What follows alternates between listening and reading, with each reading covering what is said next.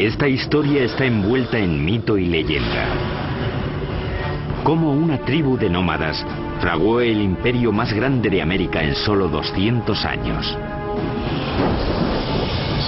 Tuvieron que inventar sistemas de ingeniería que eran extraordinarios para su época. Su civilización compitió con Roma en sofisticación. Los aztecas tenían la mejor tecnología que se podía conseguir, dadas las condiciones en las que vivían. Acueductos, palacios, pirámides y templos se alzaron como tributo a sus dioses y como testimonio de poder para la humanidad.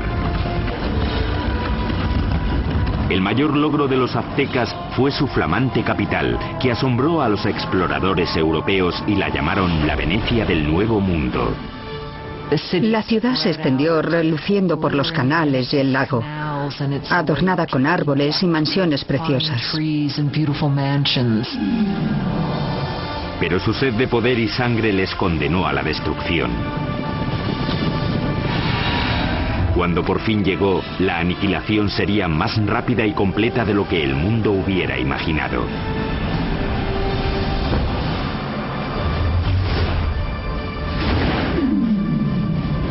La construcción de un imperio, los aztecas.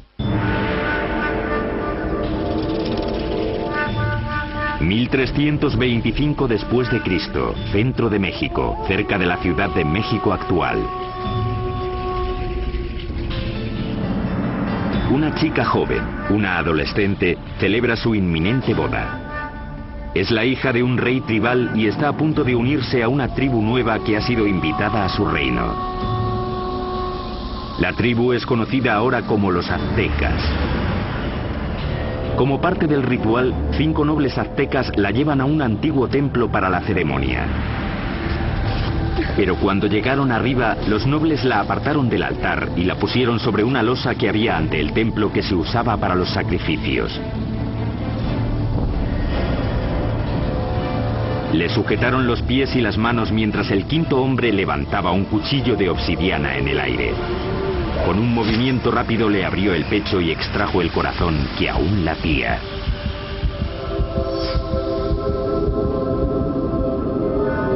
Esa tarde invitaron al rey a una ceremonia para celebrar el matrimonio. Sin embargo, encontró a un sacerdote danzando, vestido con la piel aún brillante de su hija. Como parte del ritual, los aztecas la habían desollado en honor al dios de la fertilidad. Vio aquello y se quedó totalmente horrorizado, porque era su hija. Sus guardias y él persiguieron enseguida a los aztecas hasta el lago y luego hasta la isla donde se habían refugiado. La isla pantanosa no era un lugar acogedor. Y aún así, desde allí los aztecas superarían todas sus expectativas y forjarían el imperio más poderoso de las Américas.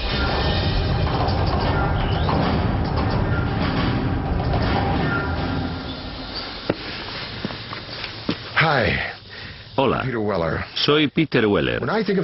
Cuando pienso en los aztecas, pienso en gente elegante con unos bonitos adornos en el cuerpo y el pelo. Y pienso en una canción de Neil Young sobre Moctezuma y Cortés. Pero también pienso en cuchillos de obsidiana abriendo cavidades pectorales y en manos sacando corazones sangrantes y mostrándolos en alto. La mayoría de los sacrificios aztecas se hacían en un templo en la cima de una pirámide de piedra como esta. Los aztecas pensaban que sin esas ofrendas el sol dejaría de salir y el universo moriría. La historia azteca es una mezcla de hecho y mito, aunque sí sabemos que ese asesinato, con lo horrible que fue, no solo marcó el comienzo del imperio azteca, sino que literalmente marcó el lugar donde empezaría a surgir.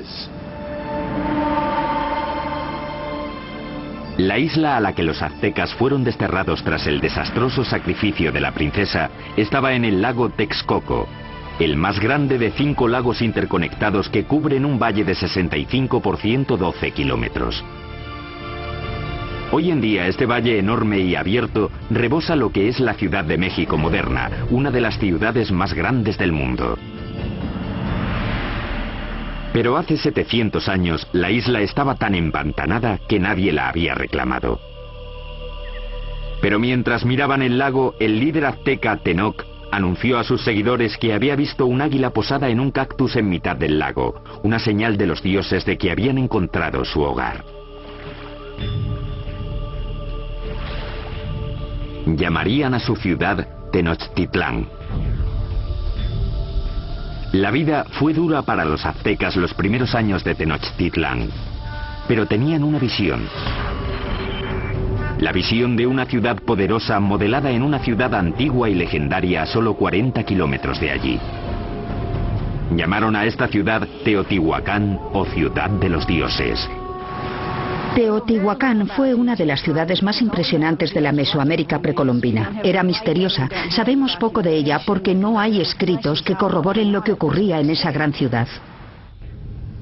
Ya estaba en ruinas hasta en la época azteca, pero creían que era el hogar de los dioses y el sitio donde nacía literalmente el mismísimo sol. El lugar que los aztecas más veneraban de Teotihuacán era una pirámide que se alzaba por encima de los árboles. Se llamaba la Pirámide del Sol. La enorme pirámide solar contiene 765.000 metros cúbicos de tierra y piedra con una base aproximadamente del mismo tamaño que la Gran Pirámide de Giza, en Egipto. Los aztecas creían que Teotihuacán fue diseñada a imagen del cosmos que crearon los dioses.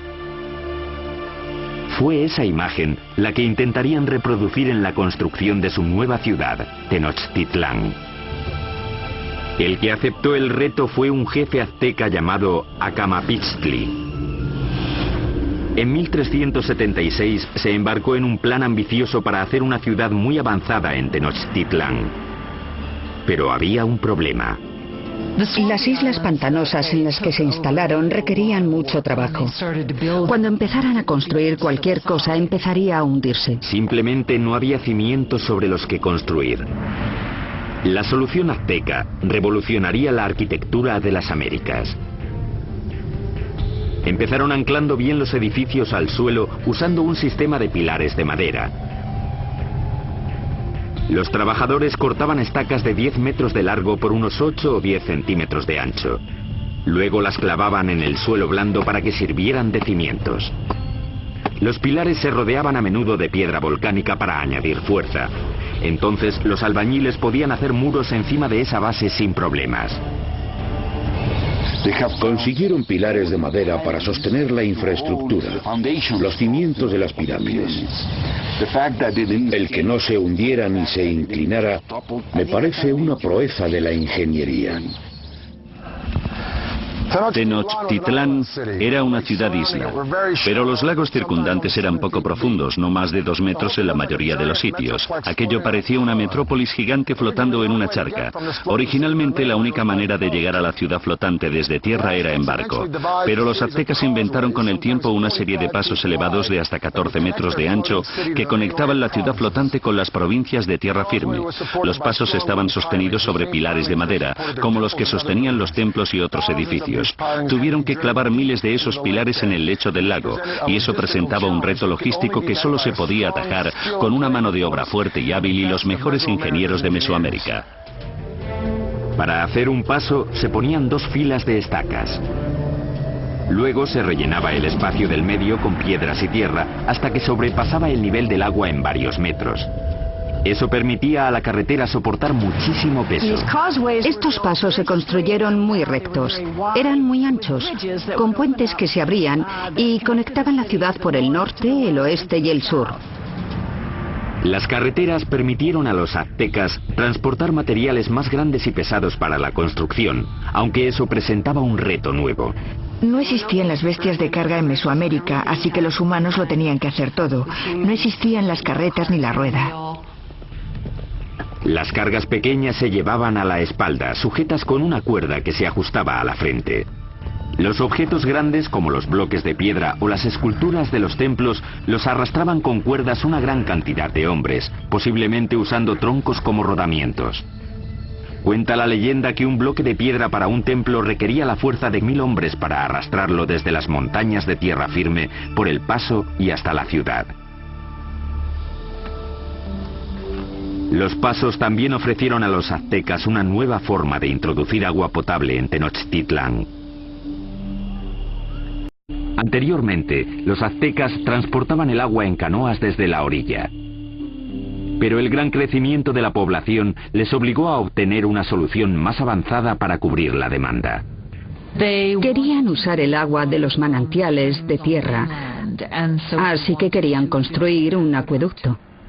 Pero los manantiales estaban bajo control de la tribu que dominaba la región, los despiadados tepanecas. Los tepanecas controlaban o dominaban todo el valle.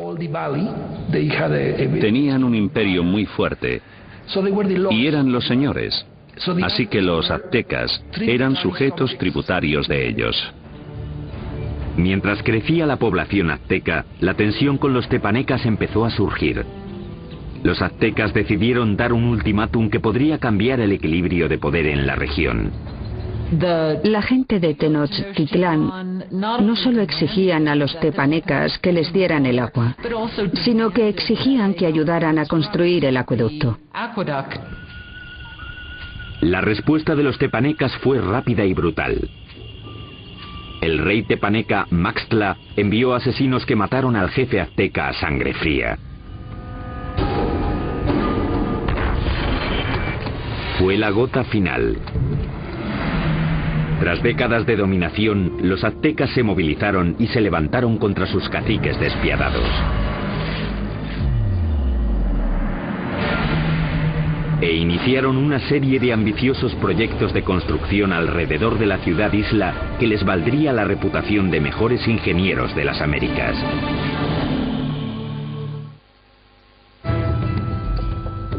Corría el 1428 y los aztecas habían declarado la guerra a sus caciques, una tribu llamada tepanecas. Pero para ganar a los tepanecas necesitarían una ayudita de sus vecinos. Los aztecas acudieron a la cercana ciudad-estado de Texcoco. Allí un jefe decisivo estaba ascendiendo. Se llamaba Nezahualcóyotl, y su liderazgo dominante sería crucial en la creación del imperio azteca. Con Nezahualcóyotl de su parte, los dominados aztecas se lanzaron a la yugular. Lanzaron un ataque total contra la capital tepaneca. Tras un sitio de más de 100 días, rompieron las defensas tepanecas y masacraron a sus opresores. Después de capturar al rey tepaneca Maxtla, el propio rey Nezahualcóyotl le arrancó el corazón y echó su sangre a las aguas del lago Texcoco. De repente las tornas habían cambiado. Ese es el preciso momento del comienzo del imperio, y los aztecas se convirtieron en líderes del Valle de México. Tras conquistar el Valle de México, los aztecas pudieron centrar su atención en llevar agua potable a su ciudad creciente. Notablemente, los aztecas diseñaron y construyeron por su parte algo que solo unos pocos imperios dominarían: el acueducto. El acueducto tenía 2 canales, cada uno de 1,20 m de alto por 1 de ancho. Uno se mantenía limpio mientras el otro servía para que no se interrumpiera nunca el flujo de agua. El acueducto de 2 tubos recorría 5 kilómetros desde tierra firme hasta el centro de la ciudad-isla. En la ciudad, el agua llegaba hasta fuentes públicas y embalses y se distribuía al público en grandes jarras de barro o mediante canoas. En comparación con los europeos, los aztecas eran muy limpios. Sabemos que el emperador azteca se bañaba 2 veces al día. Así que en términos de higiene los aztecas estaban mucho más avanzados que los europeos. Mientras los nobles aztecas se bañaban en lujo, en esa época en Europa la peste, provocada por las condiciones insalubres, mataba a millones. El baño del rey Nezahualcóyotl era uno de los más especiales de las Américas. Lo alimentaba un sofisticado acueducto que también llevaba agua corriente a los terrenos de su palacio. Detrás de mí está la colina de Tezcocinco, y en ella, Nezahualcóyotl construyó un fantástico palacio de recreo. Alrededor del palacio había un jardín botánico con todas las flores exóticas de Mesoamérica. Nezahualcóyotl trajo el agua desde las montañas de Sierra Nevada hasta aquí, pasando por las colinas y su palacio, solo para regar las plantas. Para instalar aquí un acueducto, Nezahualcóyotl tuvo que llenar un enorme barranco que había entre Texcocinco y la siguiente colina. Cuando el agua llegaba a la primera colina, se almacenaba en pequeños remansos construidos para controlar la velocidad del flujo antes de que llegara al acueducto. Tras cruzar el acueducto, el agua corría por un circuito alrededor de la colina de Texcocinco, desbordándose por los laterales en cascadas para regar los jardines. Acababa en una piscina de roca tallada perfectamente redonda llamada la Bañera del Rey. Desde aquí podía observar sus dominios en Texcoco y su jardín botánico que regaba con su acueducto. Ciertamente es una bañera para un rey.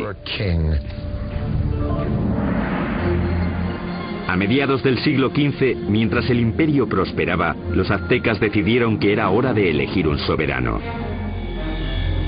Se llamaba Moctezuma y sería el primero de los dos emperadores cuyo nombre se conocería hasta ahora. La primera orden del día de Moctezuma fue expandir las fronteras del imperio.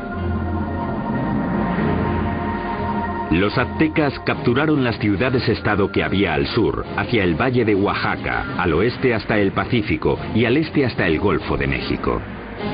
En 1449, el imperio contaba ya con 15 millones de habitantes. En el corto periodo de 100 años, los aztecas consiguieron lo imposible. Cambiaron el orden del mundo mesoamericano.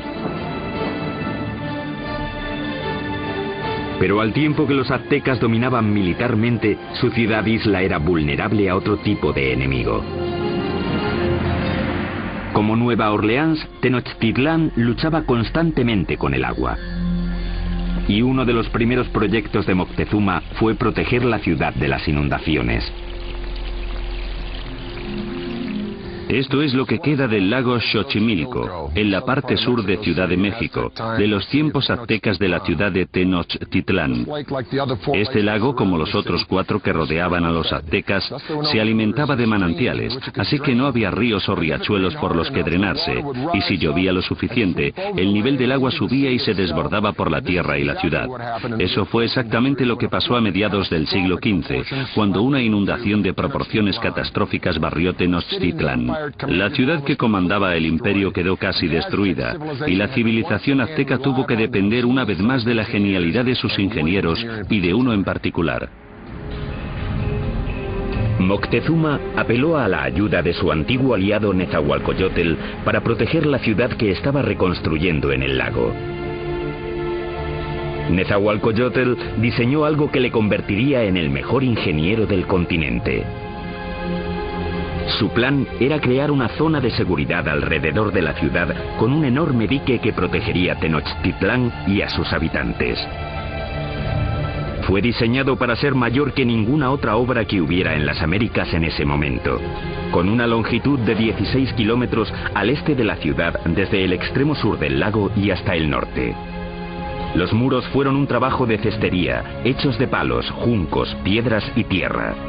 Como el lago era poco profundo, el dique solo tenía 3,70 metros de alto, aunque el ancho era de 8 metros. Nezahualcóyotl remató el dique con compuertas, seguramente puertas de madera, que se podían subir o bajar para controlar el nivel del agua. El dique también sirvió para otro propósito, proteger el suministro de agua. Era importante construir algún tipo de mecanismo de protección para evitar que se mezclase el agua salada con el agua dulce de la parte oeste del lago. Napoleón dijo, un ejército marcha sobre el estómago. Es fácil suministrar comida de sobra para los civiles durante el desarrollo crítico de cualquier civilización, pero los aztecas perfeccionaron un método único no solo para proporcionar mucha comida al pueblo civil, sino para impulsar la expansión militar del imperio. Esta solución revolucionaria se llamó chinampas, un sistema que les permitió crear literalmente tierra nueva para cultivar y para vivir. Si vas a hacer una ciudad de cualquier tamaño, tienes que proporcionar espacio, así que lo que ellos hicieron fue construir esas chinampas en el lecho del lago. Básicamente una chinampa es una isla artificial construida en el lago. Parecían campos de fútbol estrechos, de unos 90 metros de largo por unos 10 metros de ancho. Una chinampa se hacía tejiendo una red de palos que flotaba en el agua y apilando juncos y hierbas encima. Después se sacaba fango del lecho y se ponía encima de los juncos para formar la chinampa. Entre 4 y 6 hombres tardaban 8 días en construir una chinampa media. Estaban conectadas a la ciudad por canales navegables gigantescos que miles de hombres tardaban meses en hacer. Una chinampa como esta podía producir hasta 7 cosechas al año, mientras que un agricultor en tierra firme podía cosechar 1, 2 o quizá 3 veces como mucho. Cuando una cosecha estaba lista para que la recogieran en una chinampa, los brotes de la siguiente ya estaban saliendo del fango que estaba extendido en un barco adyacente a la chinampa. Entonces, cuando los brotes estaban listos, se llevaban a la chinampa y el ciclo se repetía una y otra vez en cientos de chinampas. Fue esta tecnología lo que hizo que Tenochtitlán pasara de ser una ciudad tribal más en el siglo XIV a una ciudad-estado dominante y próspera. Con la infraestructura de la ciudad lista y enormes tierras bajo su control, los aztecas extendieron las fronteras de su imperio más que nunca. Crearon una red de carreteras muy extensa, superautopistas aztecas. Pero al tiempo que el imperio crecía, también lo hizo la práctica de sacrificios humanos. Muy pronto ríos de sangre corrían por las calles de Tenochtitlán.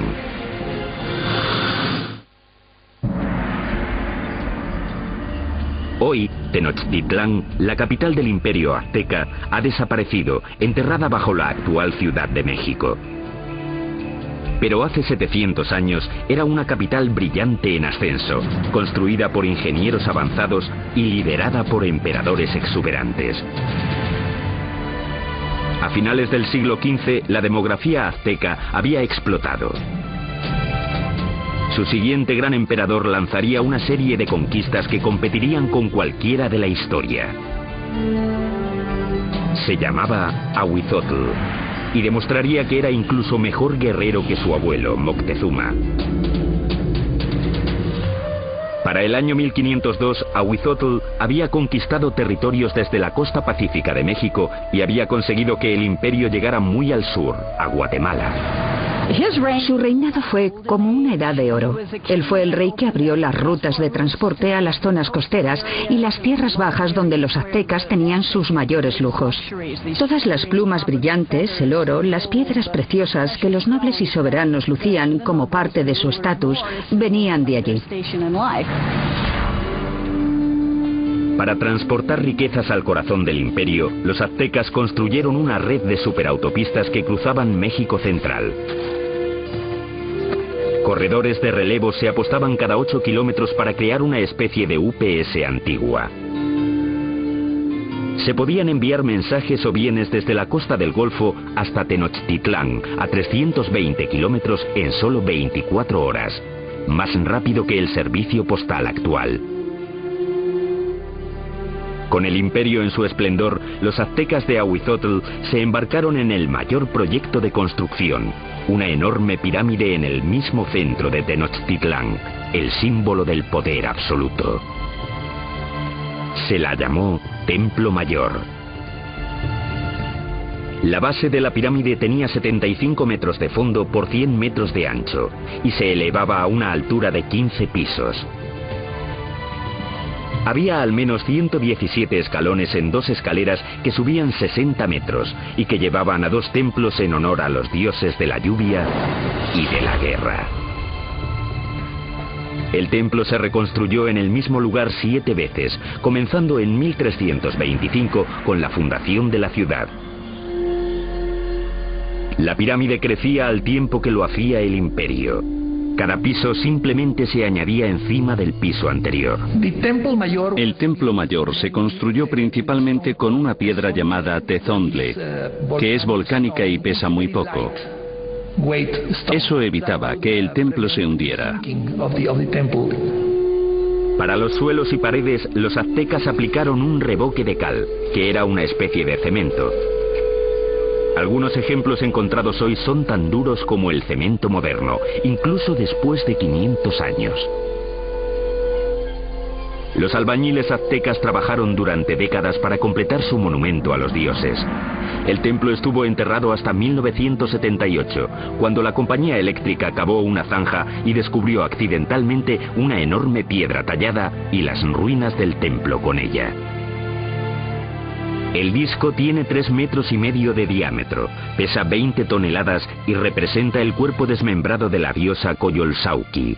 Coyolxauhqui era la diosa de la luna, y su hermano la mató porque se quedó embarazada de una forma vergonzosa. Los aztecas no eran nada mojigatos. De hecho, los nobles tenían muchas mujeres y concubinas. Pero entre el populacho, sobre todo las mujeres, el adulterio estaba prohibido y se castigaba severamente, a menudo con la muerte. Según la leyenda, el hermano de la diosa de la luna le cortó la cabeza y tras decapitarla tiró el cuerpo por una colina. Los aztecas representaban este asesinato literalmente y a menudo en festivales durante todo el año. Decapitaban a sus víctimas en la cima de la pirámide y luego tiraban los cuerpos por las escaleras hasta la gran piedra de abajo. Para los romanos, el tesoro más preciado era el oro. Para los egipcios era el más allá. Para los aztecas era la sangre humana.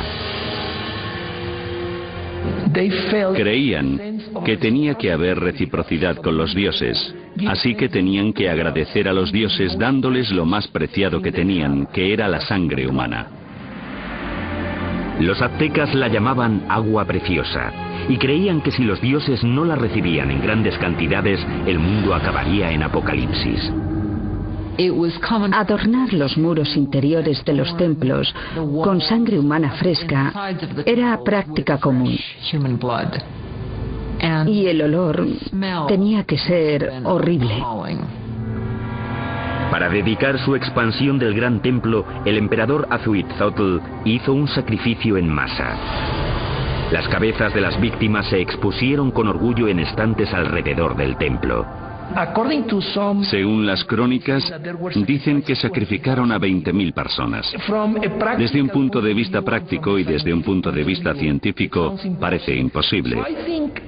Así que creo que la crónica, que la escribieron fuentes españolas, quería decir que a sus ojos había muchos. Durante el reinado de Azuitzotl, las sangrías se dispararon. La vida en Tenochtitlán se convirtió en una orgía de muerte. Llevaban tanto a amigos como a enemigos para presenciar los sacrificios.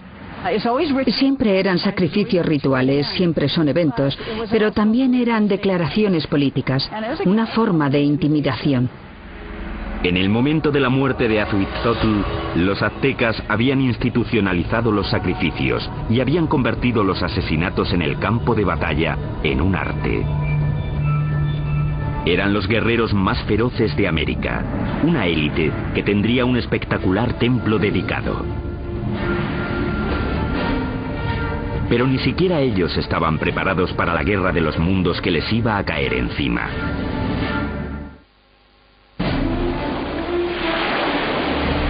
Corría el año 1502.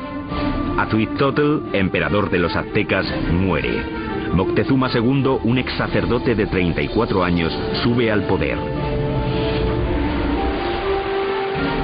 A un mundo de distancia, en España, un notario de 18 años llamado Hernán Cortés se prepara para cruzar el Atlántico para unirse a la conquista que su país está haciendo del Nuevo Mundo. El imperio azteca está en su cenit. Ahora se extiende por al menos 210.000 kilómetros cuadrados, desde Tenochtitlán hasta las dos costas y muy al sur hasta Guatemala. Unos 25 millones de personas formaban la ley azteca. Había 38 provincias cuyos habitantes pagaban importantes impuestos, enriqueciendo así a los nobles. La ciudad se extendió, reluciendo por los canales y el lago, adornada con árboles y mansiones preciosas. Y Moctezuma II lo presidía todo. Era conocido por sus habilidades políticas y militares. Un líder duro. Mató a la población de las ciudades que no se doblegaban a su mandato. Pero en privado estaba inquieto. Parece ser que Moctezuma era un individuo pasivo, incluso hasta depresivo. Cuenta la leyenda que después de ver un cometa pasando por el cielo de Tenochtitlán, pasó el resto de la noche llorando. Según pasaban las semanas, se volvió cada vez más paranoico. Pero en el culmen de su obsesión por lo sobrenatural, una amenaza muy real se aproximaba por mar. Los espías colocados a lo largo de la costa del Golfo informaron sobre algo muy extraño que no conseguían describir. No habían visto un barco en su vida, así que no tenían una palabra para describirlo. Por eso los indios se refirieron a los barcos como montañas que se mueven por el agua. En 1519, tras navegar desde Cuba, Cortés llegó con 11 de aquellas montañas flotantes y 500 hombres al Golfo de México, 320 kilómetros al sureste de Tenochtitlán. Las tribus quedaron atónitas ante aquellos hombres con armaduras de metal y animales que no conocían. Según avanzaron tierra adentro, masacraron brutalmente a las tribus que se resistieron, pero muchas otras se alegraron de poder proporcionarles comida y hombres. Una de las formas que uno de los jefes locales de la costa del Golfo utilizó para agradar a Cortés y su compañía fue con un grupo de mujeres que no solo estaban allí para las labores caseras, sino también, claramente, para hacer de cortesanas, para proporcionarles servicios sexuales. Pero entre las concubinas, una en particular llamó la atención de Cortés. Era la hija de un jefe que había sido vendida como esclava y se llamaba la Malinche. Desarrollaron una relación íntima y con el tiempo ella le dio un hijo. Ellos fueron las primeras personas de sangre mezclada del Nuevo Mundo. Pero era mucho más que una amante. Se convirtió en la intérprete de Cortés y su papel se amplió a consejera e intermediaria entre él y los aztecas. No solo era su traductora, también le contaba cosas que se estaban diciendo que se suponía que él no tenía que oír o entender. La red de corredores de relevos de Moctezuma le mantuvo informado de los movimientos de los españoles. Estaba claro que iban hacia la ciudad. Mientras avanzaba hacia Tenochtitlán en el verano de 1519, Cortés amasó un ejército de miles de hombres. El ejército de guerreros de Moctezuma contaba con cientos de miles. Iban vestidos de animales en el campo de batalla para intimidar a sus rivales. Parte de ello era espectáculo. Los guerreros llevaban distintos trajes increíbles. Los guerreros más importantes eran los caballeros, vestidos de jaguares y águilas. Los caballeros aztecas se iniciaban en sus órdenes con ceremonias sagradas en templos especiales como este. Este es el templo Cueva de Malinalco, uno de los 6 templos de esta remota ladera a unas horas al sur de Ciudad de México. Moctezuma lo terminó en el año 1502, poco después de su coronación. En Europa, Miguel Ángel estaba esculpiendo el David en la República de Florencia, pero mientras Miguel Ángel tallaba el David, los aztecas extraían este templo directamente de la ladera de la montaña. Y es el único templo en todo el hemisferio occidental construido de esta forma. Al final de las escaleras de Coalcali se encuentran las esculturas de 2 jaguares. A los lados de las puertas yacen los restos de 2 guerreros. La puerta representa la boca abierta de una serpiente gigante. Literalmente se puede ver la lengua saliendo del templo. Los aztecas creían que esta era la entrada al centro de la tierra. Los guerreros privilegiados venían aquí, entraban en la sala con esculturas de águilas, les perforaban la nariz y ofrecían sangre en sacrificio para Huitzilopochtli, el dios de la guerra. Pero esta no sería, ni mucho menos, la última vez que los guerreros aztecas vendrían a dar su sangre. El primer encuentro entre Cortés y Moctezuma sería pacífico. Pero el conquistador sabía que un choque enorme y sangriento entre el viejo mundo y el nuevo mundo tendría lugar pronto. Y la aniquilación que tuvo lugar sería uno de los acontecimientos más aterradores de la historia de las Américas.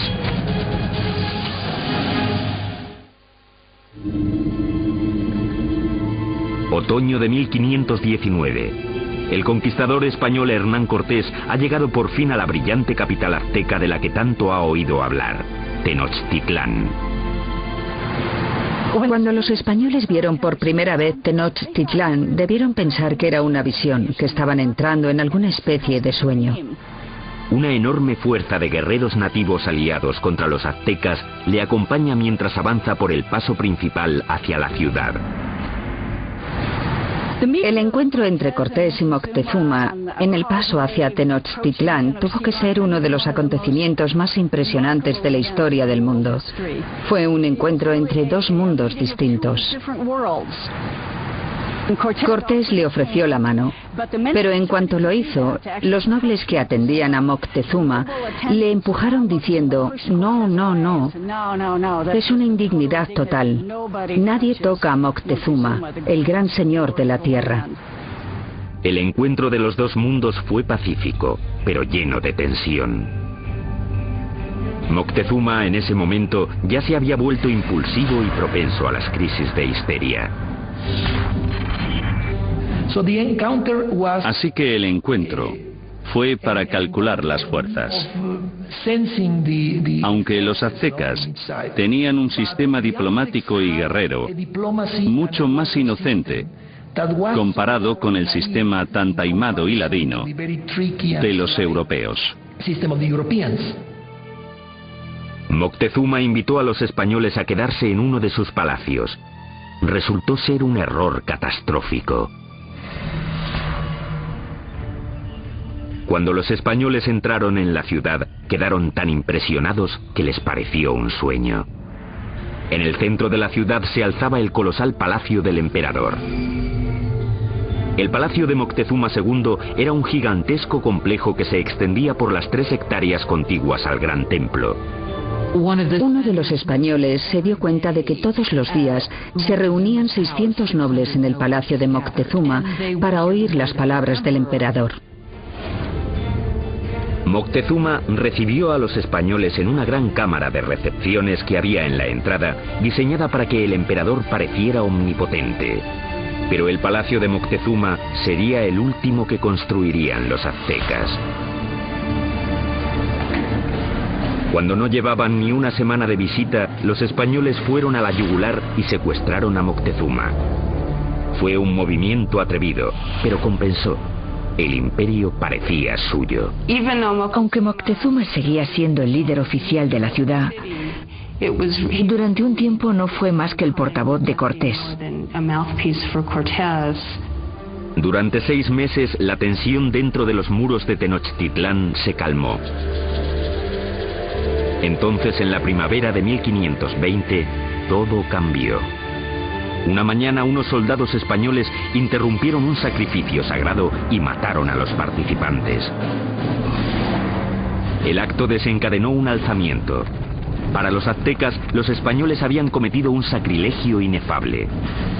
La ciudad quedó sumida en el caos cuando los aztecas marcharon al palacio de Moctezuma. Moctezuma intentó subir a la cima del palacio, hablar con la gente y calmarlos, pero ya no aguantaron más. Moctezuma se había convertido en la marioneta de los españoles. Una traición tan enorme a los ojos de su pueblo que le lapidaron y tiraron flechas. Poco después tiraron el cuerpo sin vida de Moctezuma por las escaleras del palacio. Nunca sabremos si murió a manos de los españoles o por las heridas que le infligió su propio pueblo. Y los españoles decidieron que sería un buen momento para irse de la ciudad. La noche del 30 de junio de 1520, los españoles intentaron escapar aprovechando la oscuridad. Pero no quieren deshacerse de las cosas que han cogido y arrastran el peso de todo lo que quieren llevarse. Fueron presas fáciles para los guerreros aztecas que les atraparon en el paso. Los cuerpos se apilaron rápidamente en el agua. 400 españoles fueron masacrados junto a miles de sus aliados indios. Esa escapada ha llegado a llamarse la Noche Triste. Cortés y unos pocos más consiguieron escapar con vida. Los españoles acabarían destruyendo la brillante ciudad de Tenochtitlán. Empezarían cortando la línea vital de la ciudad, el acueducto. Mientras cientos de miles de personas dentro de los muros de la ciudad estaban sin agua, Cortés creó un bloque alrededor de Tenochtitlán para que no recibieran suministros del exterior.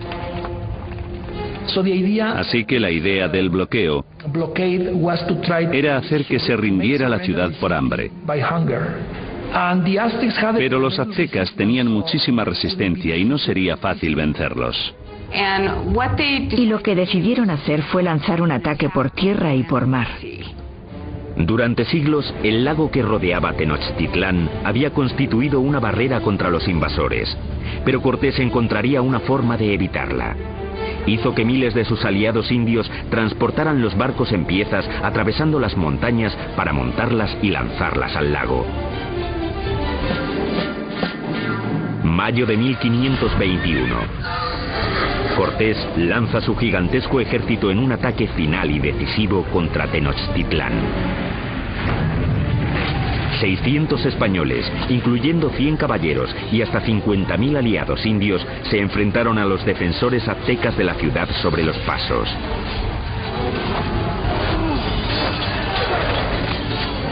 La lucha brutal siguió durante meses. Día a día, Cortés arrasó la ciudad piedra por piedra. Él y sus aliados indios fueron despiadados en el asesinato sistemático de la población. Fue una batalla muy dura, sobre todo en la ciudad. La última batalla de los aztecas fue en el gran templo de Tlatelolco. Los guerreros se alinearon en las empinadas escaleras y plataformas para tirar flechas y piedras a sus enemigos. Pero fue inútil. El 13 de agosto, el último líder azteca, Cuauhtémoc, fue capturado y se rindió ante Cortés. Y eso solo fue el principio.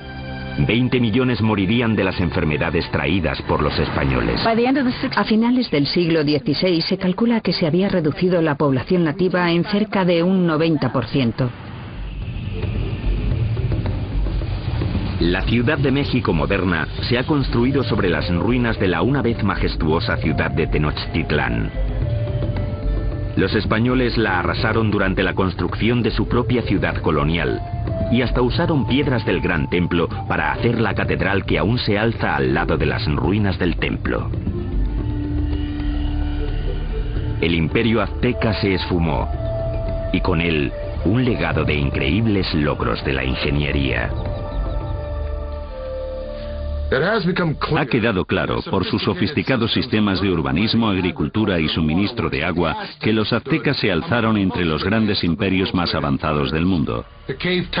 El templo excavado de Malinalco es uno de los logros aztecas más impresionantes que los españoles no destruyeron. Sitios impresionantes como este obligan a hacer la pregunta: ¿cómo sería México hoy si los españoles no hubieran venido?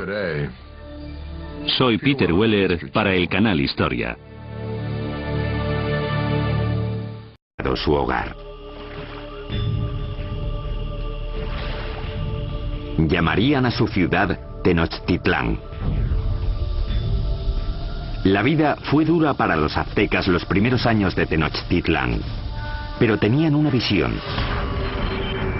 La visión de una ciudad poderosa modelada en una ciudad antigua y legendaria a solo 40 kilómetros de allí. Llamaron a esta ciudad Teotihuacán o Ciudad de los Dioses. Teotihuacán fue una de las ciudades más impresionantes de la Mesoamérica precolombina. Era misteriosa. Sabemos poco de ella porque no hay escritos que corroboren lo que ocurría en esa gran ciudad. Ya estaba en ruinas hasta en la época azteca, pero creían que era el hogar de los dioses y el sitio donde nacía literalmente el mismísimo sol. El lugar que los aztecas más veneraban de Teotihuacán era una pirámide que se alzaba por encima de los árboles. Se llamaba la Pirámide del Sol. La enorme pirámide solar contiene 765.000 metros cúbicos de tierra y piedra con una base aproximadamente del mismo tamaño que la Gran Pirámide de Giza, en Egipto. Los aztecas creían que Teotihuacán fue diseñada a imagen del cosmos que crearon los dioses. Fue esa imagen la que intentarían reproducir en la construcción de su nueva ciudad, Tenochtitlán. El que aceptó el reto fue un jefe azteca llamado Acamapixtli. En 1376 se embarcó en un plan ambicioso para hacer una ciudad muy avanzada en Tenochtitlán. Pero había un problema. Las islas pantanosas en las que se instalaron requerían mucho trabajo. Cuando empezaran a construir cualquier cosa, empezaría a hundirse. Simplemente no había cimientos sobre los que construir. La solución azteca revolucionaría la arquitectura de las Américas. Empezaron anclando bien los edificios al suelo usando un sistema de pilares de madera. Los trabajadores cortaban estacas de 10 metros de largo por unos 8 o 10 centímetros de ancho. Luego las clavaban en el suelo blando para que sirvieran de cimientos. Los pilares se rodeaban a menudo de piedra volcánica para añadir fuerza. Entonces los albañiles podían hacer muros encima de esa base sin problemas. Consiguieron pilares de madera para sostener la infraestructura, los cimientos de las pirámides. El que no se hundiera ni se inclinara me parece una proeza de la ingeniería. Tenochtitlán era una ciudad-isla, pero los lagos circundantes eran poco profundos, no más de 2 metros en la mayoría de los sitios. Aquello parecía una metrópolis gigante flotando en una charca. Originalmente la única manera de llegar a la ciudad flotante desde tierra era en barco, pero los aztecas inventaron con el tiempo una serie de pasos elevados de hasta 14 metros de ancho que conectaban la ciudad flotante con las provincias de tierra firme. Los pasos estaban sostenidos sobre pilares de madera, como los que sostenían los templos y otros edificios. Tuvieron que clavar miles de esos pilares en el lecho del lago, y eso presentaba un reto logístico que solo se podía atajar con una mano de obra fuerte y hábil y los mejores. Una adolescente celebra su inminente boda. Es la hija de un rey tribal y está a punto de unirse a una tribu nueva que ha sido invitada a su reino. La tribu es conocida ahora como los aztecas. Como parte del ritual, 5 nobles aztecas la llevan a un antiguo templo para la ceremonia. Pero cuando llegaron arriba, los nobles la apartaron del altar y la pusieron sobre una losa que había ante el templo que se usaba para los sacrificios. Le sujetaron los pies y las manos mientras el 5.º hombre levantaba un cuchillo de obsidiana en el aire. Con un movimiento rápido le abrió el pecho y extrajo el corazón, que aún latía.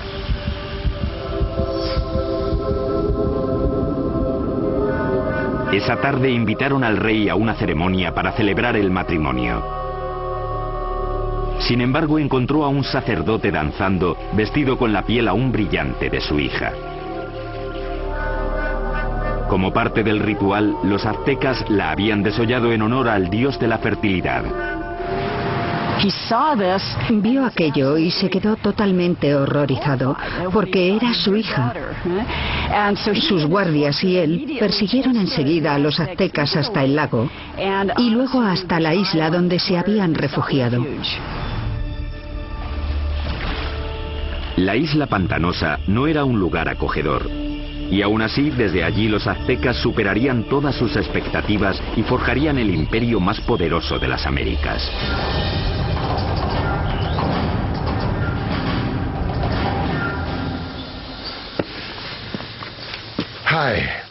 Hola, soy Peter Weller. Cuando pienso en los aztecas, pienso en gente elegante con unos bonitos adornos en el cuerpo y el pelo. Y pienso en una canción de Neil Young sobre Moctezuma y Cortés. Pero también pienso en cuchillos de obsidiana abriendo cavidades pectorales y en manos sacando corazones sangrantes y mostrándolos en alto. La mayoría de los sacrificios aztecas se hacían en un templo en la cima de una pirámide de piedra como esta. Los aztecas pensaban que sin esas ofrendas el sol dejaría de salir y el universo moriría. La historia azteca es una mezcla de hecho y mito, aunque sí sabemos que ese asesinato, con lo horrible que fue, no solo marcó el comienzo del imperio azteca, sino que literalmente marcó el lugar donde empezaría a surgir. La isla a la que los aztecas fueron desterrados tras el desastroso sacrificio de la princesa estaba en el lago Texcoco, el más grande de 5 lagos interconectados que cubren un valle de 65 por 112 kilómetros. Hoy en día este valle enorme y abierto rebosa lo que es la Ciudad de México moderna, una de las ciudades más grandes del mundo. Pero hace 700 años la isla estaba tan empantanada que nadie la había reclamado. Pero mientras miraban el lago, el líder azteca Tenoch anunció a sus seguidores que había visto un águila posada en un cactus en mitad del lago, una señal de los dioses de que habían encontrado. Esta historia está envuelta en mito y leyenda. Cómo una tribu de nómadas fraguó el imperio más grande de América en solo 200 años. Tuvieron que inventar sistemas de ingeniería que eran extraordinarios para su época. Su civilización compitió con Roma en sofisticación. Los aztecas tenían la mejor tecnología que se podía conseguir, dadas las condiciones en las que vivían. Acueductos, palacios, pirámides y templos se alzaron como tributo a sus dioses y como testimonio de poder para la humanidad. El mayor logro de los aztecas fue su flamante capital, que asombró a los exploradores europeos y la llamaron la Venecia del Nuevo Mundo. La ciudad se extendió reluciendo por los canales y el lago, adornada con árboles y mansiones preciosas. Pero su sed de poder y sangre les condenó a la destrucción. Cuando por fin llegó, la aniquilación sería más rápida y completa de lo que el mundo hubiera imaginado.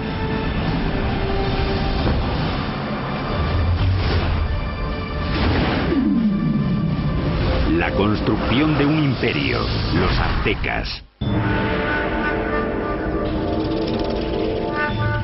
1325 después de Cristo, centro de México, cerca de la Ciudad de México actual. Una chica joven,